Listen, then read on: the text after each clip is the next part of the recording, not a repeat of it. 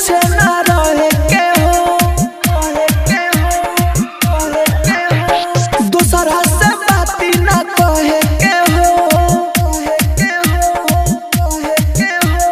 होली में छूछे ना रहे के हो दूसरा से बाती ना कहे के हो ए हबेरी डाला भाई के जा आदत रही तब सहे के हो ए हबेरी डाला भाई के जा आदत रही तब सहे के हो लेके आइल रही हम अबीरबा तोहरे खातिर झोली में जगया खरी मिलन बहोली में रंग लगा दी तोहरा चोली में जगया खरी मिलन बहोली में रंग लगा दी तोहरा चोली में। आप सुन रहे हैं एजी एंटरटेनमेंट की धमाकेदार प्रस्तुति डीजे कंचन राज हाजीपुर वैशाली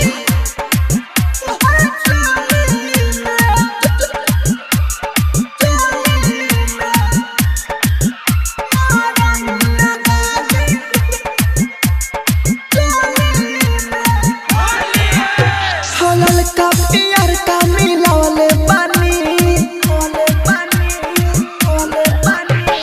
नान्हे से हम ही खियावले पानी हलल का पियर का मिलावले पानी नान्हे से हम ही खियावले पानी ओह जगे पिया रंग डाली है जहाँ ले हम लगवले बानी ओह जगे पिया रंग डाली है जहाँ ले हम लगवले बानी। राहुल राजधानी अमित आशिक